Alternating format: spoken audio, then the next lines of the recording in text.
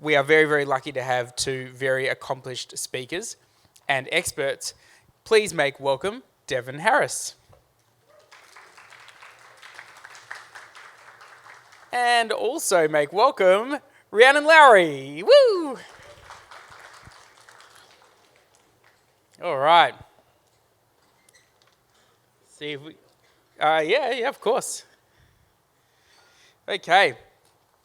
So, before we get into session 2, Rhiannon and Devon, share a bit about your background in gifted education, what you bring to today's session, and how people might find you online. I know you were saying today, AAEGT, you're very open to people emailing you and these types of things. Rhiannon has very kindly offered that she was one of the very first published authors around twice exceptional students. And the questions that were not answered in the first session, she's taken note of those, will write her responses, and we'll get those to you after the session as well. So, legend. Give us a bit of the Rhiannon pitch. Oh, goodness gracious me, where to start? So, I am one of these lovely humans. So my poor parents got the blessing of having me, and I started school at 3, and I started in grade 1, and then I skipped year 8. I've only ever done that as a teacher. I've never done year 8 as a student, and finished high school. I've gone on, I've done 6 masters because collect degrees like Pokemon, they're super fun. I was never brave enough to do my PhD until a year ago, so I've now started my PhD. I'm doing the intersection of mathematics and neuropsychology, just for funsies. And then I'm the National Gifted Awareness Week Director. I'm on the board of directors for the AAEGT. I'm on board for about 3 different schools looking at gifted programs. I'm the high potential and gifted leader for my school. My program's called the I Am program because everything that comes next is true. What else do I do? I teach year 12 mathematics. I have 2 beautiful children who are on the left side of the bell curve. And I'm really passionate about gifted ed. I've been working in it for about 15 years. And yeah, like Alex said, a couple of years ago I was doing one of these panels and someone said to me, "Where's your book? I need some more information as a teacher," because I've got that teacher perspective and the lived experience. I'm like, "I haven't written a book." And she's like, "Why not?" I said, "No one would want to read it. Like, come on." And she goes, "I'd read it." I said, "Yeah, and no one will publish it." And she goes, "Well, actually, I'm a publisher." So she gave me 3 months and I wrote a book in 3 months called Too Quirky, Too Quick, Too E. And it's a teacher handbook for schools, for teachers to understand how to help our beautiful, twice exceptional and neurocomplex humans. I've written lots of journal articles and stuff like that about twice exceptionality, and I'm really passionate that these kids get seen. Yes, thanks so much, Rhiannon. Great to have you on the panel. And Devon. Hi, I'm Devon Harris. I am the mother of a gifted child who you saw earlier, Sid, who was up here on stage doing his little keynote. But I'm also the founder of Gifted Parenting, so I'm a coach for parents with gifted children. And that came about after I did my degree in youth studies 20 odd years ago, worked directly with young people for well over a decade, and then finally, after the birth of my own child, thought that, hey, the earliest intervention that I can do is helping parents. Then as I realised I was looking at my child going, oh, this baby is not like the other babies, and started to understand giftedness. That's when I shifted again and really niched down to providing services for parents of gifted children. Fantastic. Well, today's session, as I said, the second panel, is along that engagement, belonging and resilience. And we see a lot of students who are gifted who struggle with engagement and belonging, and then kind of have to build resilience, and it feels like they're in that situation of trying to build a plane as it's falling off the cliff type of thing, and it feels like a lot of the time, school is a challenging place, but also the place that they're supposed to build resilience in, and it becomes a very confusing and very difficult scenario for both students and parents a lot of the time. But I'd love to know a little bit more about how do you create, or what is a genuinely inclusive environment or belonging environment look like from a school perspective? Obviously, you run a gifted education program, but is it tricky when a student has this kind of light within their week where they go to a session with you but then have to return to the classroom? Or what's it like in that school environment where, it's something that you've got a program but it's not part of their every single waking hour at their school?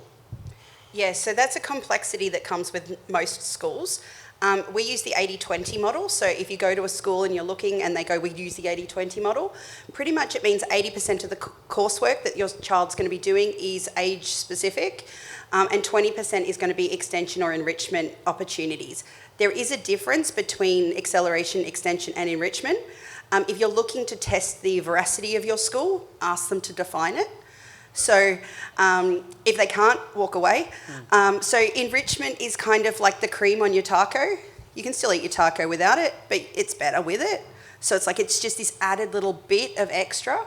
What was the other one? So acceleration is obviously grade skipping. I can't remember what I said now. My brain's gone funny. Yeah, awesome. We will throw to Devon. You see, 1 sec. I'm rebooting. You're rebooting? Yeah. I know you've done 30 Reboot events away. this week, so it's a very good excuse. But Devon, for yourself, I know for Sid, creating that inclusive or belonging environment, it's probably pretty tricky to do that from both a social and academic perspective. Now we've got here, CGA inbuilt into his school day, so that's kind of like the academic side, but Yes. then there's the social question. How's it been for you? So for us and for the families that I coach, I always say that belonging is something that we have to cultivate at home first. And so I always try to shift families from thinking I have a gifted child to thinking we are a gifted family. We belong to a gifted family, and I encourage people to look around their families and find who else fits this as well, and then try doing some bridging activities to help the child really understand that they belong here, they belong with you, and this is the first and foremost. Then that can get sort of lent out to the school.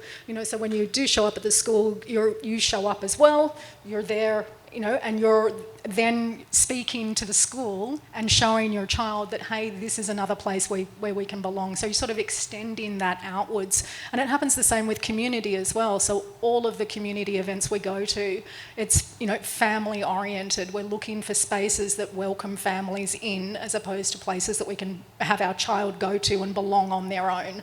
Hopefully that makes sense. Men's is one of those places for us. So they're extremely inclusive of families. So in Victoria, we have a monthly, Gifted Family Day, where we come together and play games, and it's something that the whole family turns up at together. That's how belonging really, I think we anchor that in for the child. Yeah, for sure. Rhiannon, yes? I have remembered my word now. So extension is where you're doing work outside the year level but in the same cohort. So acceleration is outside the cohort, extension is inside the cohort, enrichment is within the activity. See, I knew I would remember the words. Yes. And so that's that 80-20 split. So depending on how the school kind of operates, I have a lot of students that will literally only come to school on the days that the IAM program's running. I run all the extension program for my school from year 4 to 12 in every subject that I can. So maths, science, English, I also teach normal classes, so I have to kind of fit things around timetables and all of that sort of icky stuff that we have to do as teachers. And I've got another supporting team who helps with the junior school, because we do ELC 3 up to grade 3. And physically I just don't have time in the week to fit everyone in. But the kids that come to that IAM program love it. Like, they love it. And what we've done is I've outsourced a little bit to AI. So I've developed a co-pilot that works for my school. And so if the teachers can't see the opportunities for these young people, all they need to do is upload their worksheet into my co-pilot. It will adjust it and give opportunities and extension, enrichment, all these activities. We're quite blessed at my school. I have 117 acres that we operate on, and that's our classroom. So anytime I can get the kids out of the room and running around on country and things like that, we'll send them outside and do extension. And that's really, really helpful for them as well. But the teachers don't have that extra cognitive load, because teachers don't know what they don't know. And it's really, really hard to try and upskill a staff workforce of about 100 people who are already crumbling under a lot of administrative stuff. I was talking to one of the lovely parents during the break, and I said, dot point people, Like 100%, if you're talking to schools, dot point it, make it really, really easy for us. If you send us a 100-page document, we're not reading it. We just don't have time. I get upwards of 200 emails a day that I need to address before I hit the classroom. So everything that you can make it simpler for the teacher to understand the complexities of your young person will help us make them feel like they've got that belonging. We get them, like we've got a saying at our school, which is always know your players. I can't play a game unless I know my players, and we have to wear the same jersey going forward. So I have to know my kids, and you guys know your kids really well, but I've got to know 30 in one room at one time. And so the more succinct you can be in your information to us, the easier it is for us to accommodate their needs, to modify curriculum, to work with them, and we will when we can. Devon, that's firstly, the dot point story I love. Devon, I know from a past webinar that we had, you went on quite a journey, I guess, to try and help your child's school, Sid's school, to understand where he was at and to try and get the flexibility for him to be doing what he's doing now, half CGA, half school, essentially, during the school day. I remember you mentioned that you were a black belt in advocacy. Talk to us about that side of things in terms of like school communication, gradually. Like, I think a lot of parents think that, if I snap my fingers and ask for a grade skip or something like that, and I'm going to send the evidence, then it will just automatically happen. But that's not often the reality of the situation, and it can be like 6 months or a change of teacher or change of principal or leadership that these things start to happen.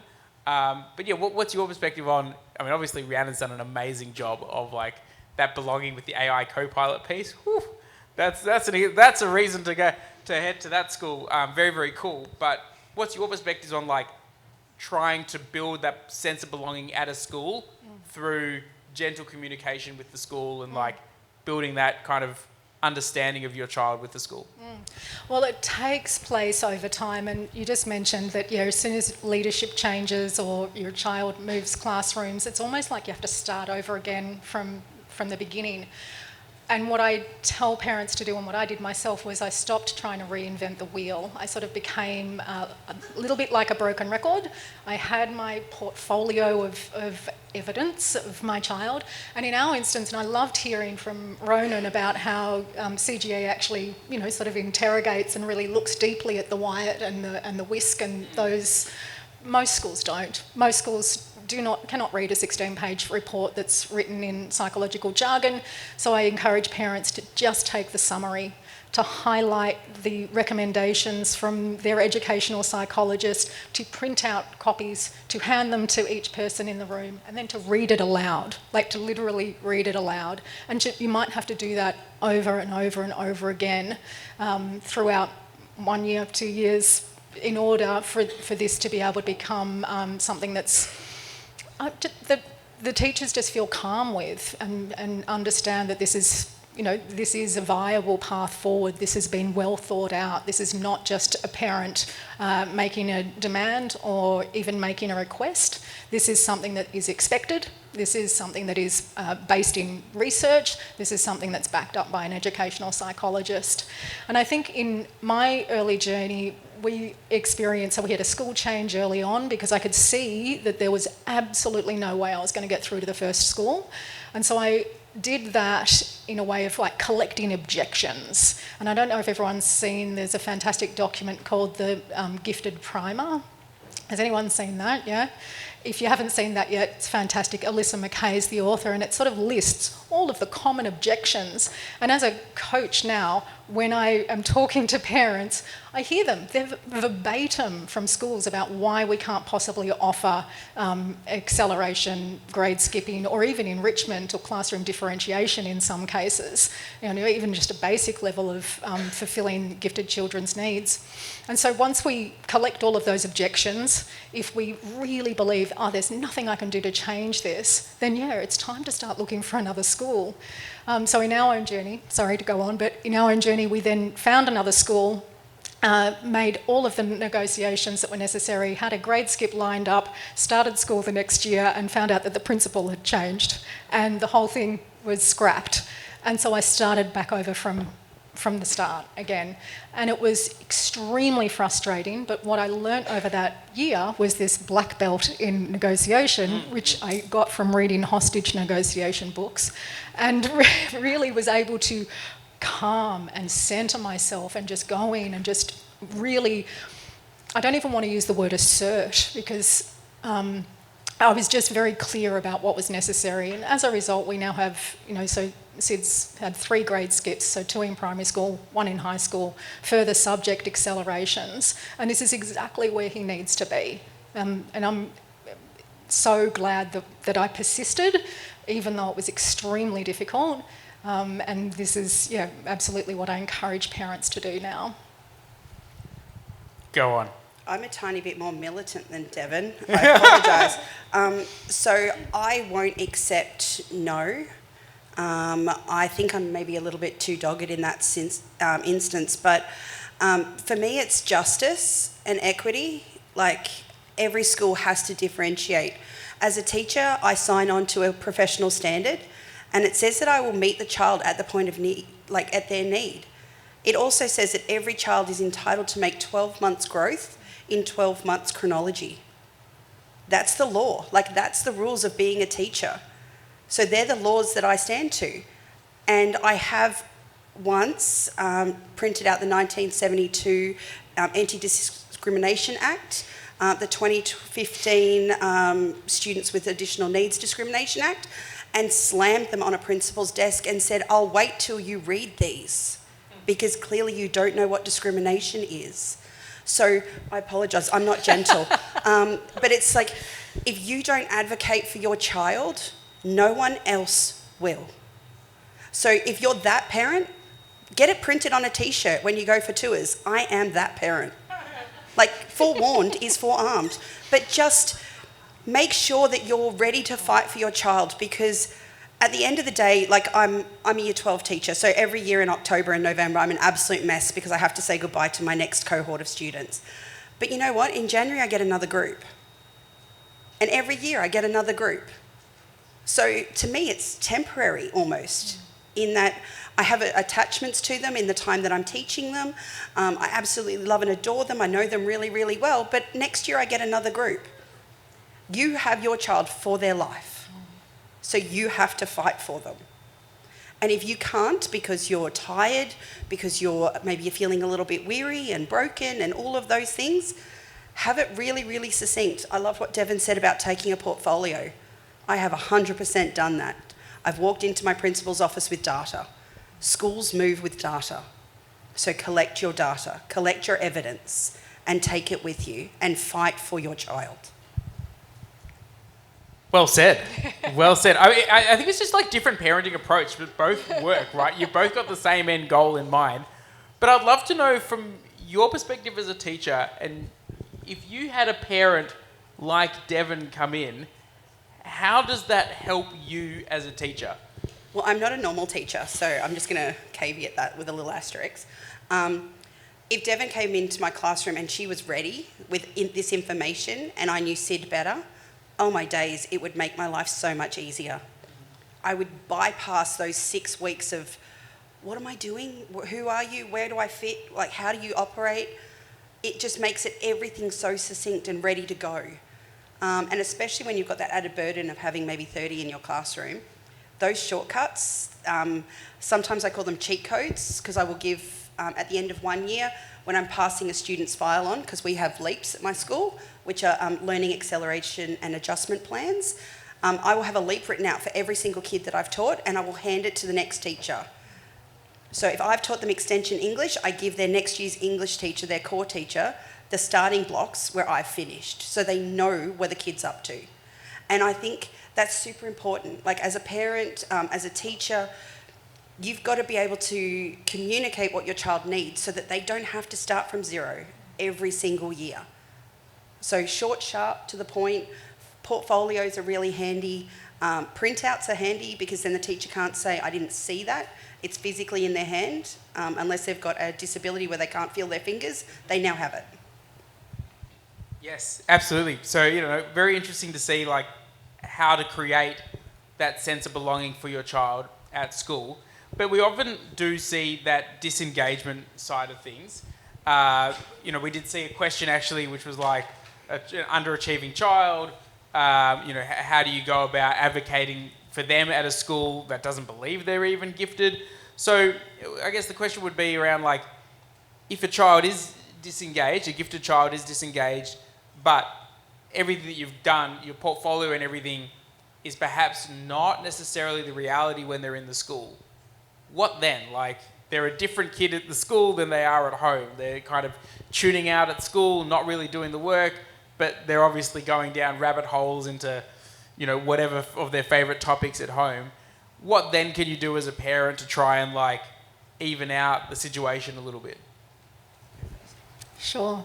As a parent, I'm constantly looking beneath the behaviour. And so if disengagement is the behaviour, I'm looking at...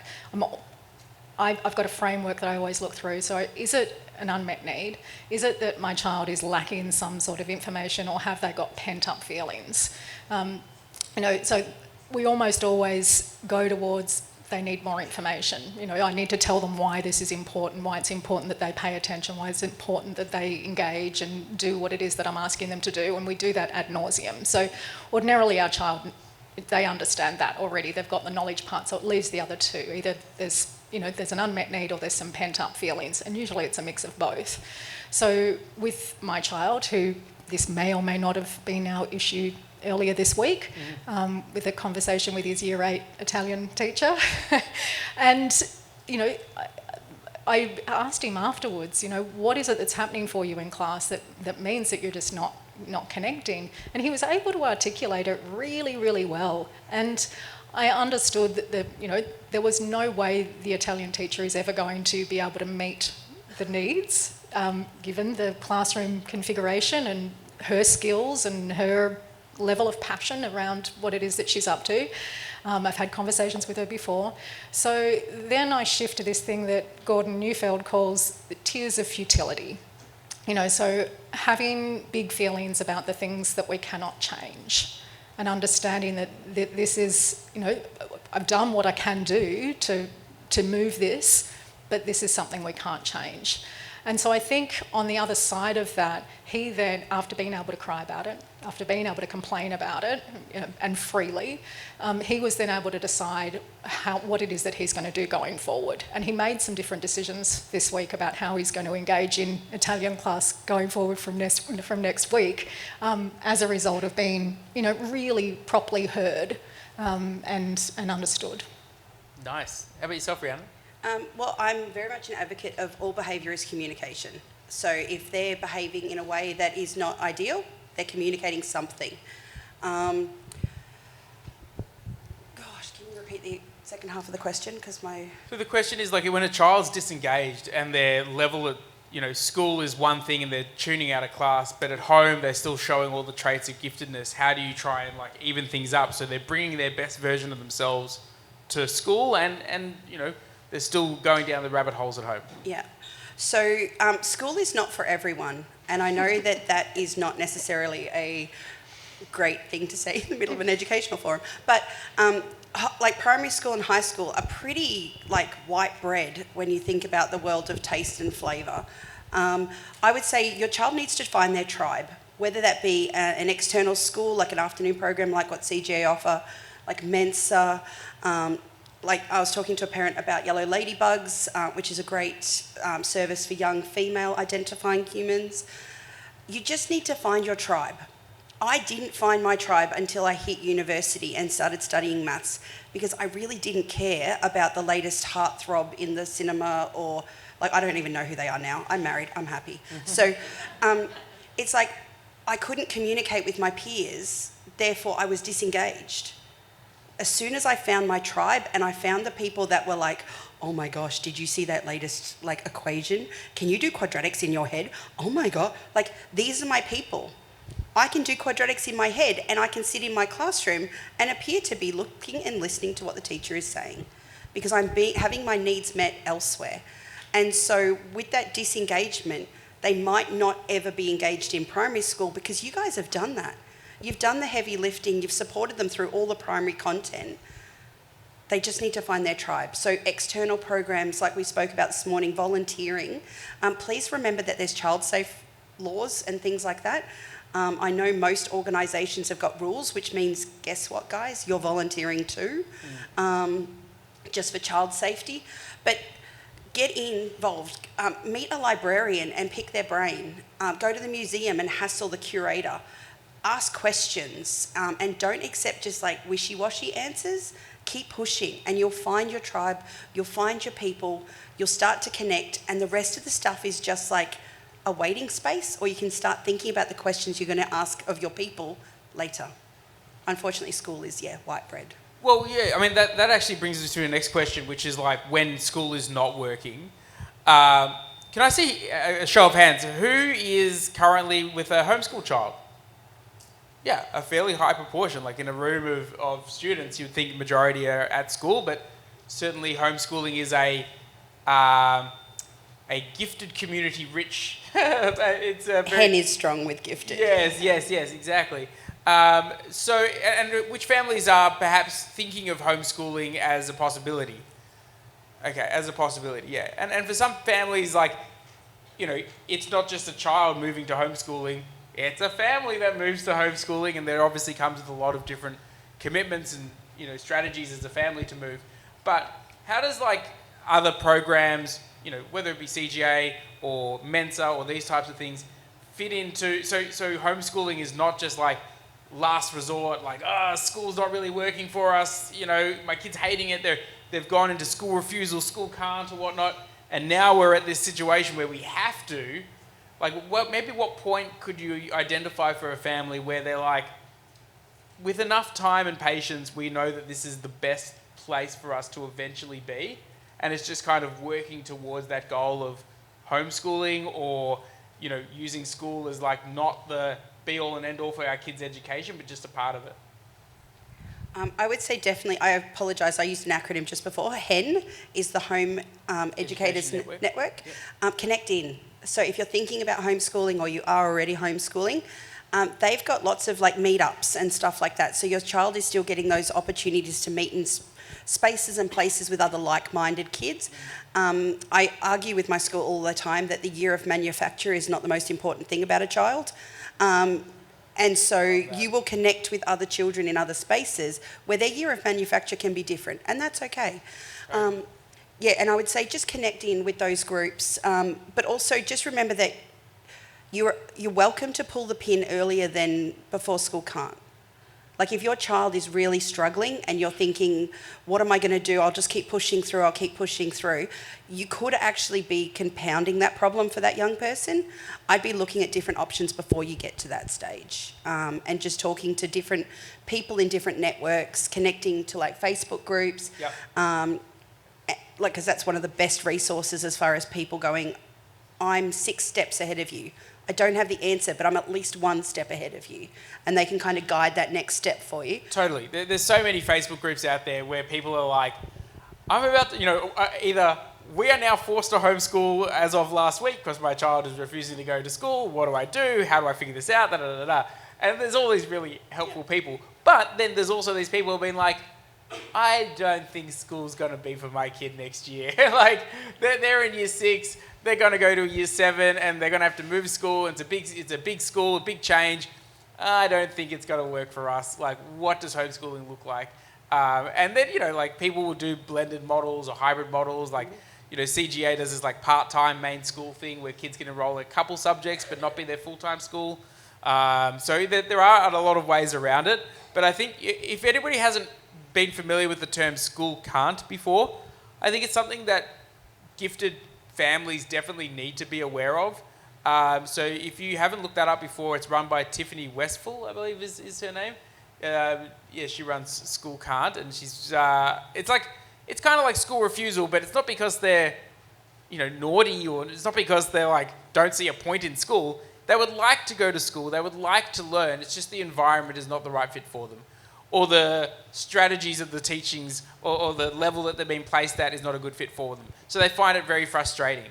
And so it's more that they just can't go to school, not that they don't want to go to school. So it's a very important differentiation with school can't. Am I roughly right on saying that, Devon? Yeah.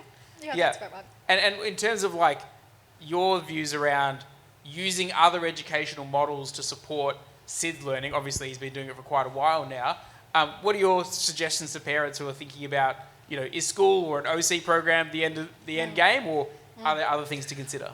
I think the first thing that I encourage parents to think about, or to sort of the frame to hold it with, is that there's not one that's superior. There's not a better option. There's only the best fit for your child at this point in time. And that might mean that you need to move around and try different things out. But I also think, secondly to that, a lot of people are very scared of homeschooling. They're like, oh, there's no way I could cope with this. But when you take a child who is struggling out of school and you remove all of those challenges that they're facing there, you end up with a different kid. So homeschooling can actually look very different 3-6 months into it than you thought it was going to look last year. So I think, letting go of that there's going to be one right answer, or there is something that's more superior to the other, and giving things a go, or even just mentally walking through it, developing that plan and thinking through all of the challenges and problems that you might come up against, thinking about the workarounds that you might have, but just being flexible and being open to these myriad of ways that that children can make their way through education, and knowing that it used to be. I mean, the landscape has changed dramatically and is continuing to change as well. And the pathway to, higher education or to careers is no longer what it looked like, even just 5 years ago.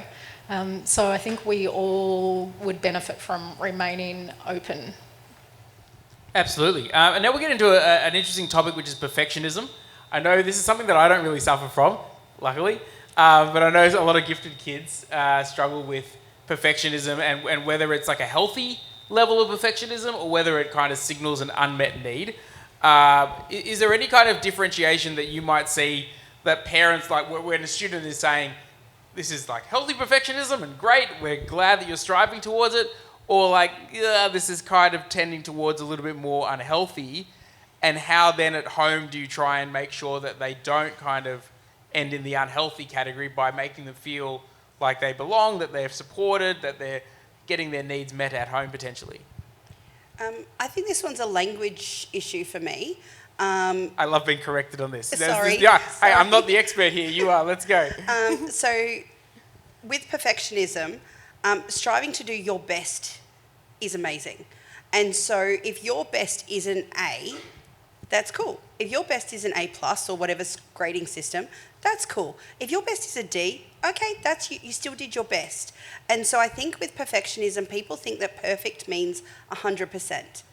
In the world of gifted ed, I never, ever, ever write an assessment where it's easy to get 100%. So the way I structure my maths tests is 50, 30, 20. 50% of the content, everyone who was awake during class should be able to answer. 20% is the application of those skills that I've taught in class. So it's like, can you do something with the stuff that I banged on about? And most of the kids can. So it's like we're sitting around that 70% out of 100%. 30% is stuff I've never taught them. And these are really weird questions. They're kind of in line with the content, but they're weird. This is where those gifted kids get their moment to shine, because they're doing stuff with stuff that no one else has really heard of. And so when we design assessments with that in mind, I'm also really, really, really explicit with that. Nothing in my classroom is ever a surprise. There's no pop quiz surprise, no, absolutely not. My students get the full curriculum on day one. They know exactly the calendar for every single assessment from day one, because then they can plan, then they can structure their life, then they can do all of that organisational stuff, especially considering not every teacher does that. So it gives them that space to know exactly what to expect. And I apologise, I'm a maths teacher, so it's a little bit more structured and easy for me to do that. But it's like, these kids love the fact that they can get an 85, and to them that's perfect, because they got 15% more than anyone else in the class could get, because they can see stuff that kids can't see. And so I think when we're talking about perfectionism, the teacher is ultimately responsible for that sort of culture in their classroom, because if I set a test where it was all to standard, everyone expects to get 100, and now people beat themselves up when they can't. So we shouldn't set assessments in that line. So not every school is equal when they set assessments, and I think that's doing a disservice to these young people. I would say also, if your young person is crying, has snotsicles, has paralysis, any of those sorts of things around not being good enough, we need to work with the schools to change the language around that, because there is no way, in any way, shape or form, that your young person is less than exactly who they need to be. And so if they're not feeling exactly who they are, then that needs to be a language around that sort of dialogue and around what words we're using in that space. Yeah, absolutely. How about yourself, Devon? How do you coach around perfectionism and working through that? Well, I wish every school was like that. But I imagine that most people in this room don't have that sort of experience at their schools. But I mean, also seeing the show of homeschooling hands, I wonder if hearing that will change the way that you sort of structure the way that you deliver assessments. I think from our perspective, I really look at it the same way that we look at disengagement. It's like, well, what's driving this? What's underneath this? What is this really about for this, for this particular child at this particular time? And that idea of healthy perfectionism, perfecting, encouraging children to, to keep going with a project until it gets, to the point where they're satisfied with it. But watching for when it turns into this, urgency or refusal or snotsicles. Is that? Yeah. Yeah, I know it. That, and really being able to, pull back from that and go, no, this is not what this is about. What something else is underneath this. This is not this normal, healthy drive to make something better. And I think it's really, sorry, before we go to the questions, because I can see questions, practice makes proficient. And I think we need to reframe that practice does not make perfect. If I practice the wrong thing over and over and over and over and over again, all I'm getting better at is getting wrong. So practice makes proficient. Perfect practice makes perfect. And unless you can perfectly practice each step, you'll never reach perfection. You can reach proficiency. So even rebranding that in your home, we didn't run the first time we stood up when we were babies. We learned to walk first, unless, your kids are gifted, they might have run first, I don't know. But it's like, think about the steps that we go through to become proficient at something. Being proficient is actually really acceptable. It's a really good place to be. You don't have to be perfect. Well, that's an interesting one for leading to our first question. How do you encourage children who feel stuck with perfectionism to the point that they don't want to start something? I was talking to a young person this morning. And I apologise, the assessment to get into my gifted program is really, really quick and really easy. I make them balance 12 nails on the head of another nail. So they get a piece of wood, they bang it, like I've banged one in so it's vertical, and the challenge is that they have to stack the nails in a configuration to be able to balance all 12 on the head of the nail. When they say, I can't, I'm like, I can do 144, do better. So getting them to do, it's a simple sort of test. If you know anything about roof trussing, you'll get the little hint there on how to do it. But the kids fail and fail and fail and fail, and they go, I can't do it. I'm like, but you didn't give up, so you're in. And so that's the idea of this perfectionism sort of paralysis. They don't want to start anything. It's because they haven't been taught to fail. They've always been good, it's always been easy, it's always been cruisy. As soon as you give them a challenge that is just so obscure and so unusual that they can't succeed first time unless they're an engineering little brain, but they'll give it a red hot crack. You should see the hours they spend balancing nails. But it's that idea of take them out of the academic world where they've already got competency, give them a different challenge and say, what did we struggle with there? And enjoy the struggle. Demonstrate struggle to them. Apologise when you get it wrong as a parent. Make a mistake and go, oh, really stuffed that up. But just demonstrate to them that, it's okay to not be perfect. Because the more you model it, the more they'll accept it and the more that they'll take it on and the less paralysis. Not none, but less. And I would add to that and say, I mentioned tears of futility before, so letting your children cry about things that they can't yet do. is wonderful. Not trying to fix it, not trying to resolve it, just allowing them to cry and being with them while they do that. But equally, we can move these sorts of feelings that might be keeping them stuck by using laughter. And my favourite is slapstick. And so being a bumbling, incompetent fool yourself can do, and you don't have to do it, maybe 10, 15 minutes, on different days, can work wonders to loosen up this sort of tension that they have and the stuckness that they have where things, where they need to be competent by witnessing you be an idiot. Well, I'd be doing that most days then. My son's Perfect. learning some good lessons then. So this is an interesting one. It's more of a Sydney base. I know we've got 2 Victorian guests up on the stage, so maybe we'll have to find out a little bit more information for our 2E families. So excuse me if we won't get to that one just yet. Unless, by chance, you know any 2E communities here in Sydney? I know of a couple through the Department of Education. Their names are escaping me at this very second. I think it's Suva, Celescus and stuff like that, but I'll confirm my sources and get back to you on that one. It's just, communities are difficult to sort of navigate because, go into Facebook and type Twice Exceptional Communities and you'll see like tens of thousands and then just join the ones that you vibe with. I'm not sure if any physically meet. A lot of the time, Twice Exceptional Communities, as you're aware, if you're a Twice Exceptional parent or a parent of a Twice Exceptional person, you're a busy, busy person. And so getting out of the house with shoes on and pants is just sometimes too complex to navigate. So digital communities are often very helpful in that space. Nice. This is an interesting question. Is there programs for adding depth rather than acceleration? Our final goal is not to send to uni early. I would say, from a CGA perspective, we're adding breadth. For example, just an easy example, a student of ours in Queensland, she was on track to graduate early. She's wanting to go to university in the UK, but instead of doing a single year IGCSE program and doing 5 subjects and then going on to her year 11 and 12, she did 2 years of IGCSE program. So she ended up with 10 IGCSEs and then went on to her A-level. So we just kept her at school. She wasn't dramatically accelerated just by a single year, but essentially it was just that single year. And she ended up studying subjects that on the face of it was not her first preference. She studied subjects she wants to be a geologist. So her first year of subjects was, physics, chem, maths, these types of things. And then we're like, hey, you've got an extra year. What else do you want to do? And she was like, I don't know, maybe economics, business, history, these types of subjects.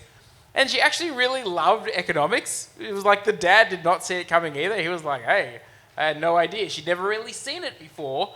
So how was she to know that that's what the subject would appeal to her? But just because she had this opportunity, breadth-wise, she picked up economics, and now she's like, oh, I don't know, geologist, maybe? I don't know. She might be an economist one day. So breadth is something that we would generally do at CGA. Just adding more subjects kind of buffers things out. As you heard earlier from Kate, we use the US curriculum as well. So one of my students in Adelaide, which I think Ronan was referring to earlier, he didn't say who it was, but I'm pretty sure I know who it is. He's doing basically a whole year where he's stepping away from the British International A-level pathway that we primarily teach, and he's just doing a year of US high school diploma stuff. And then he's doing another year where he's just doing research projects with mentors, PhD level mentors and these types of things. So that's 2 years where he's at school, but not necessarily working towards university level graduation. So yeah, some ideas there. But yeah, hopefully, do you want to add anything to that in terms of breadth, depth? I agree, and looking at our own journey, that's what we'll be doing as well. Is for Sid is doing more A-levels, more APs to ensure, to increase his chances of what he wants to, which particular university he wants to go to. Yeah. But I think there's other options you can take a gap year, you can, start a business. There's lots of other things you can do instead of just starting university early. Yeah, 100%. And I think the thing I like about the homeschooling community in a sense is that it's more ability-based than basically any school. And students can learn weird. I spoke to the Adelaide homeschool department, and they're like, we don't really care what level he's doing as long as you can show he's doing English, maths and science to varying degrees. So yeah, it might be the case that if your child is like grade skipping a lot at school and you think, oh, like they're going to finish their HSC early, which I know I'm speaking to a family that was working with Dom and Fiona where they were like, their daughter just finished the HSC at 14 years of age. And for some families, that's fine, but for others, that's like definitely not what they want to do. So then how do you fill in the remaining years? And so that's where like, you know, homeschooling can be more adaptable than a school might be.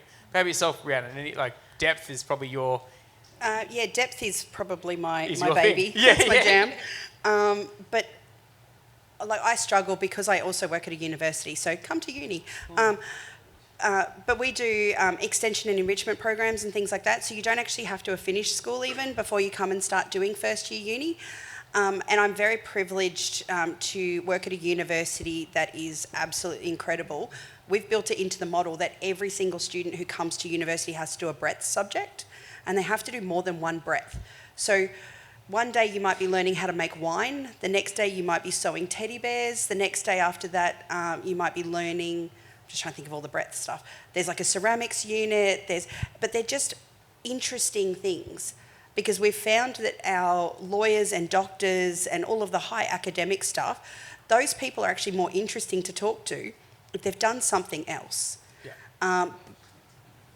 Just as a whole, like doctors are not really fun to talk to unless they've done something else.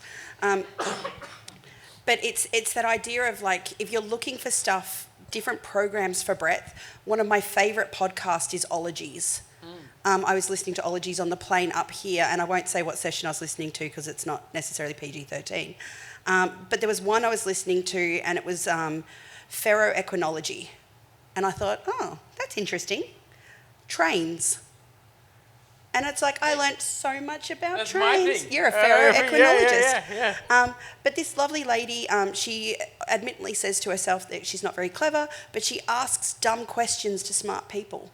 And there's smologies for little people. And if you're curious about anything, I remember, one day it was trains. The next day it was underwater volcanoes in the Arctic region. The next day after that it was beavers. And it's just like random stuff. And she finds experts and world experts in this.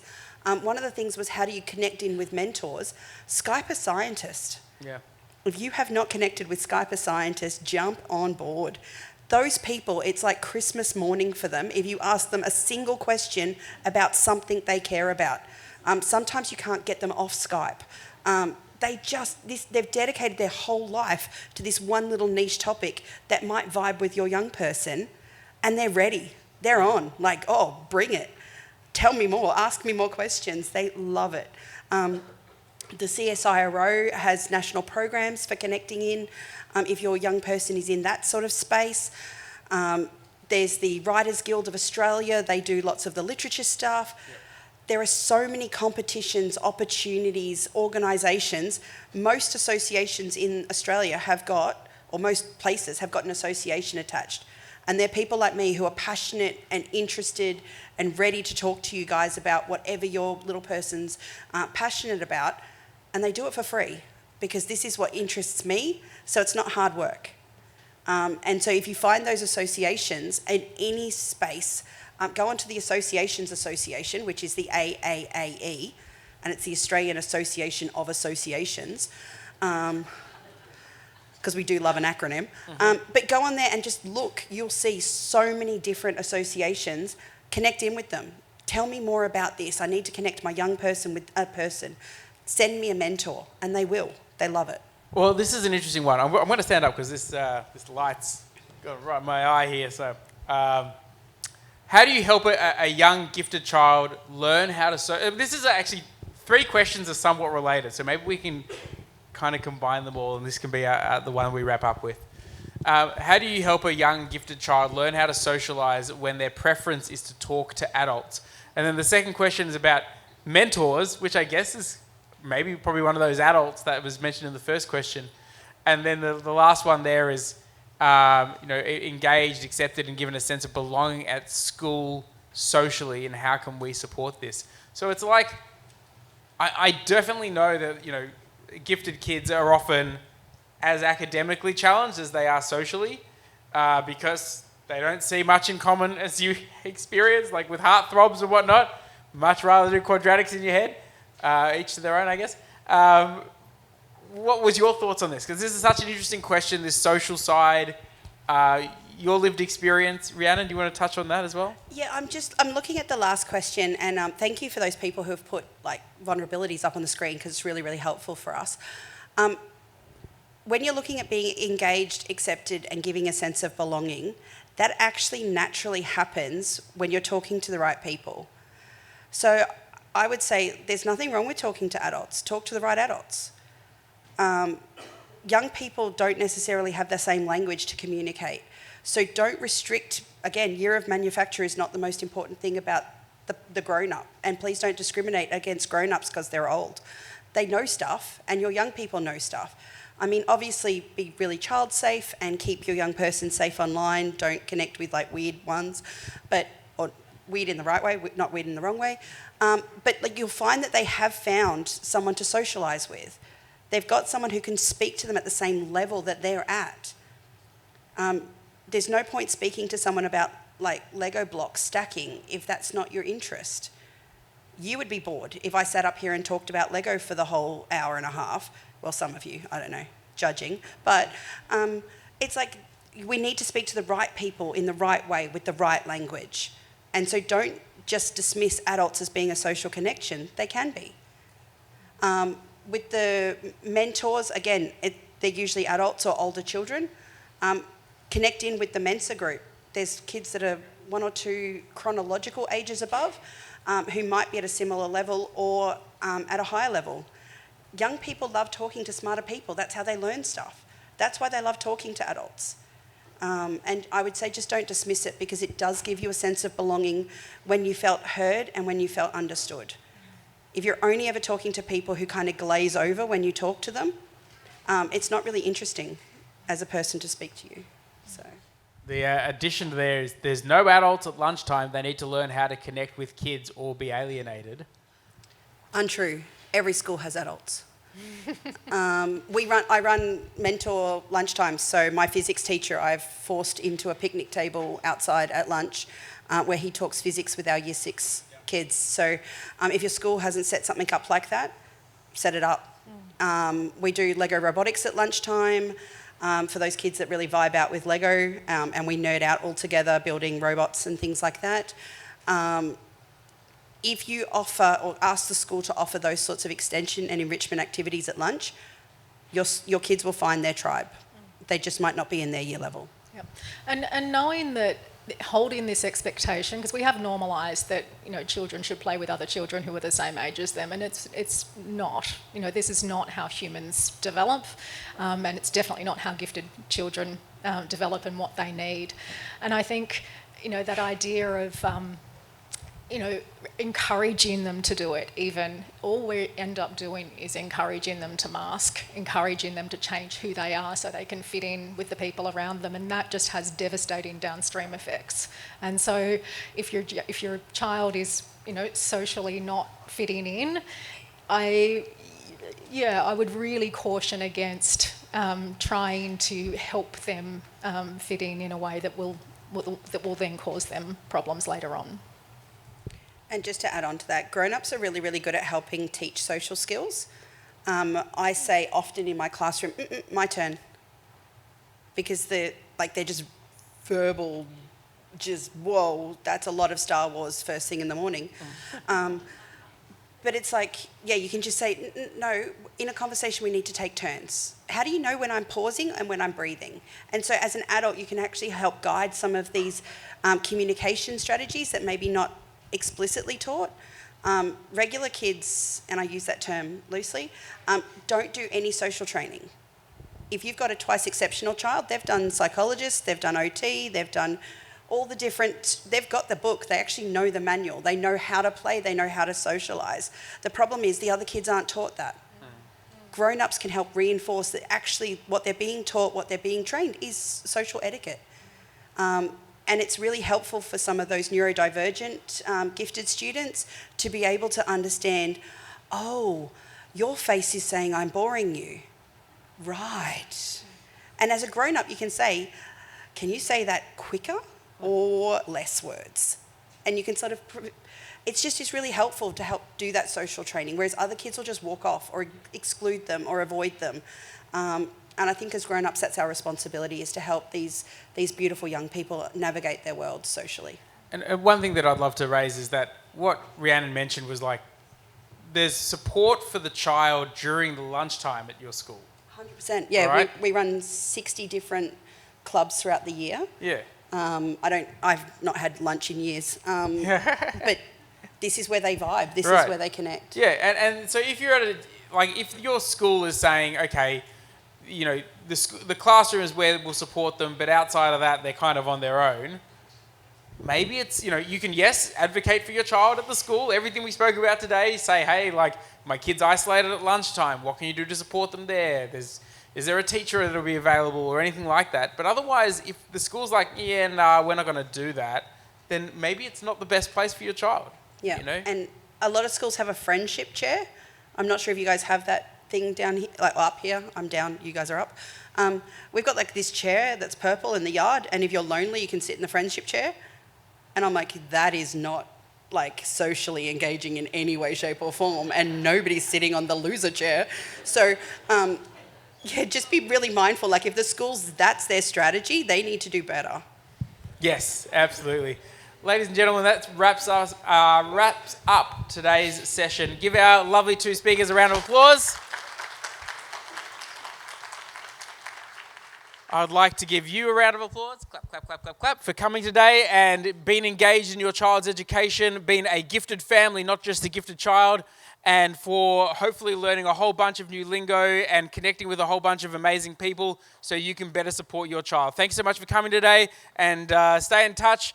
We'll be here to mingle as well, but otherwise you'll be hearing from us soon. Go forth and apply all your learnings today to support your child. Thanks so much.